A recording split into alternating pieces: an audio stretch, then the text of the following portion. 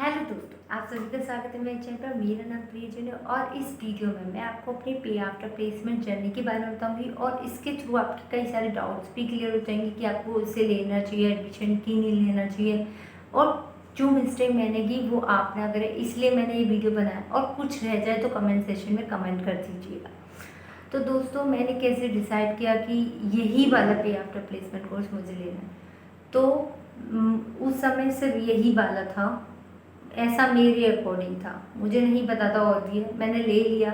मैंने नेट पे इसके बारे में थोड़ा सर्च किया कि ये स्कैम तो नहीं है। कई सा एक रिव्यू भी था जिसमें लिखा था ये स्कैम है, फिर भी मैंने ले लिया। मैंने कहा मेरे पास और कोई ऑप्शन नहीं है, क्योंकि दोस्तों मैंने आउटसाइड सारी अपॉर्चुनिटी ट्राई कर ली थी और मेरी वर्क प्लेस और एजुकेशन में एक गैप आ चुका था। तो मुझे एज अ फ्रेशर के तौर पर कोई भी कंपनी हायर नहीं करने वाली थी और मैंने बहुत ट्राई भी मारी। लिंक्डइन पे कई सारे को अपने रिज्यूम सेंड किए, बहुत सारी चीज़ें करी, बट मुझे जब सारी अपॉर्चुनिटी अपने दरवाजे बंद दिखे तब मैंने डिसाइड किया कि मुझे इस कोर्स में जाना चाहिए।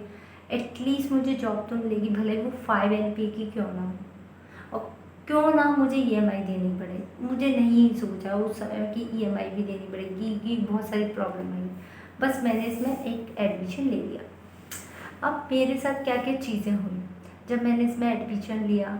तो सबसे पहले एंट्रेंस एग्ज़ाम देना। जैसे ही एंट्रेंस एग्ज़ाम क्लियर होता है, आपकी डेमो 1 हफ्ते की क्लासेस चलती हैं, फिर उसके बाद आपका एक कोडिंग टेस्ट होता है, फिर इंटरव्यू होता है। इंटरव्यू के बेसिस पे वो आपके बैचेस डिसाइड करते हैं, जिसके अकॉर्डिंग मुझे सेकंड नंबर का बैच मिल गया, क्योंकि 3 बैच थे या फिर 4, तो मुझे सेकंड नंबर का बैच मिल गया था। फिर उसके बाद फिर हमें कोर्स हमारा स्टार्ट हो गया। सबसे पहले हमें डाटा स्ट्रक्चर पढ़ाया गया, फिर एल्गोरिथम्स पढ़ाई गई, फिर हमें जावा HTML पढ़ाया गया, फिर CSS पढ़ाया गया, फिर जावास्क्रिप्ट पढ़ाई गई, फिर रिएक्ट पढ़ाया गया, फिर Node.js, फिर MongoDB। तो ऐसे करके हमारे 6 मंथ का कोर्स चला।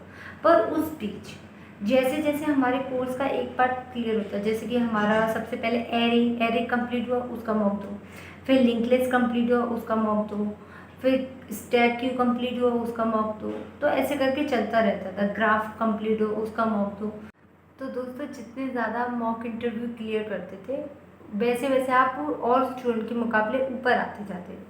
तो ये सब चीज़ें वो चेक करते थे आपके पे आफ्टर प्लेसमेंट कोर्स वाले, और उसके अकॉर्डिंग जो बंदा सबसे अच्छा परफॉर्म करता था उसको उतनी जल्दी कंपनी में बैठने का चांस मिल जाता था। जैसे कि जिस पे आफ्टर प्लेसमेंट कोर्स में मैंने लिया था, उसमें 3 महीने कंप्लीट होने के बाद ही वो कंपनियों को बुला लेते थे और उन स्टूडेंट को प्लेसमेंट स्टार्ट करवा देते थे, जिसने उनका एक सेट अमाउंट था कि जो बंदा इतने मॉक इंटरव्यू क्लियर कर देगा उसको हम रियल इंटरव्यू में बैठना, मतलब कंपनीज के इंटरव्यू में बैठना स्टार्ट करा देंगे।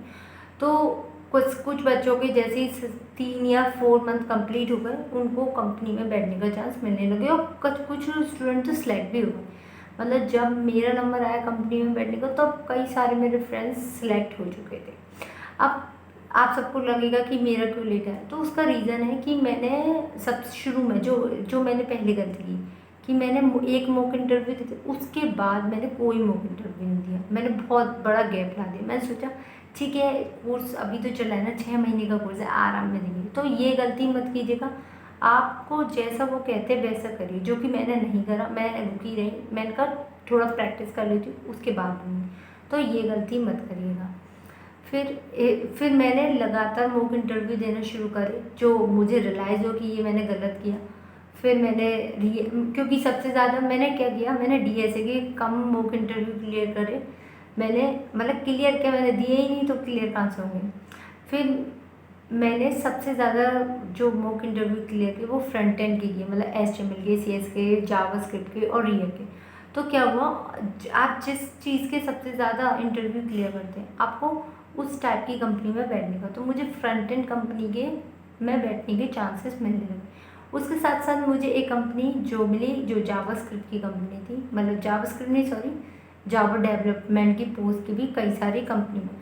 तो जब मेरे इंटरव्यू स्टार्ट हुआ, जब वो लाइक 4th मंथ बस ख़त्म होने वाला था, 5th मंथ स्टार्ट था, तभी मेरे इंटरव्यू स्टार्ट हो गए। और फुल स्टैक, क्योंकि वो आपसे ये भी पूछते कि आपको किस तरीके की कंपनी में बनना है, full stack development, front end, back and, किस में जाना है। तो ये भी वो आपसे आपकी प्रेफरेंस पूछते हैं कि आपको टेस्टर बनना है कि डाटा साइंटिस्ट बनना है, तो वो सब चीज़ें आपसे पूछी जाती है। मेरे से भी पूछी गई थी, तो मेरा था full stack front end back and जो मैंने चुना था। वैसे मेरा सभी था, पर डाटा साइंस में नहीं जाना था मुझे, तो इस डाटा साइंटिस्ट में, तो इसलिए मैंने सिर्फ 3 ही प्रेफरेंस चुने, फुल स्टैक, बैक एंड और फ्रंट एंड। फिर मेरे इंटरव्यू स्टार्ट हुए। ज़रूरी नहीं है पहले इंटरव्यू में सिलेक्ट हो गई मैं, मतलब क्योंकि पहला इंटरव्यू से आपको आइडिया मिलता है कि किस तरीके से अगले इंटरव्यू में पूछेगा। तो शुरू के कुछ इंटरव्यू से जिसमें मैं सिलेक्ट नहीं, उसके बाद धीरे धीरे मुझे आइडिया हो गया कि कैसे इंटरव्यूज़ होते हैं, क्योंकि मॉक इंटरव्यू बिल्कुल अलग होते थे कंपनी के इंटरव्यू से। मॉक इंटरव्यू में क्या था कि आपका एक पर्टिकुलर टॉपिक है, सिर्फ वही पूछा जाएगा। अब जो रियल इंटरव्यू थे आपको नहीं पता इंटरव्यू क्या पूछ लेगा।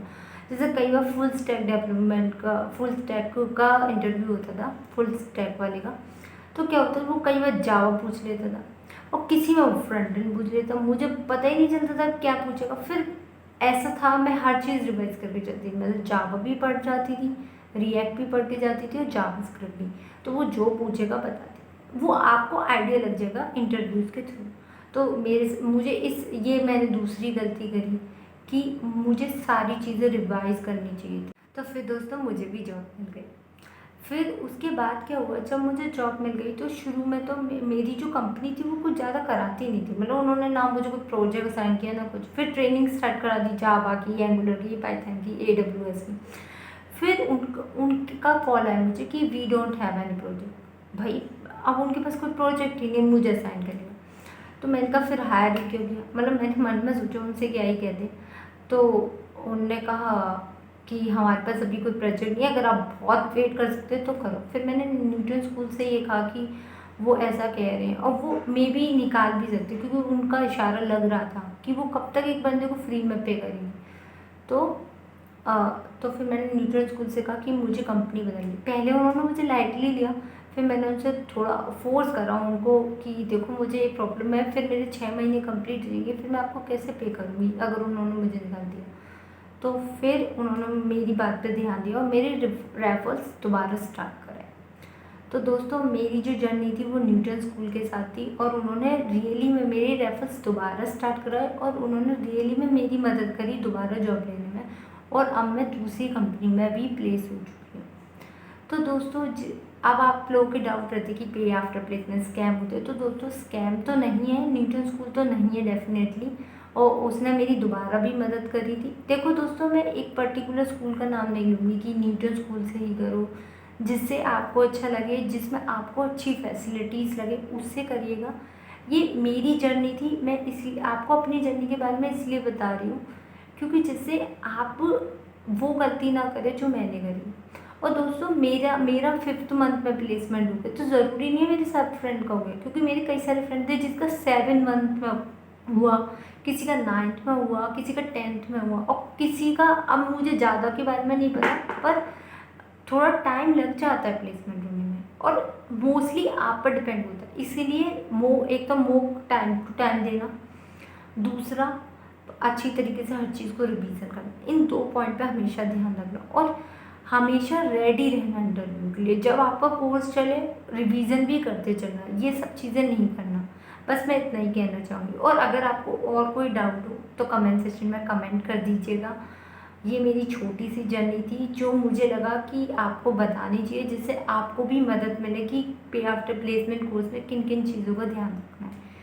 तो दोस्तों अगर अच्छा लगा तो लाइक कर दीजिएगा, नहीं लगा तो कोई बात नहीं, और कोई डाउट हो तो कमेंट सेक्शन में कह दीजिएगा, मतलब पूछ लीजिएगा, मैं अगले वीडियो में रिजॉल्व करने की कोशिश करूँगी। And thank you for watching my channel, and फिलहाल के लिए बाय बाय।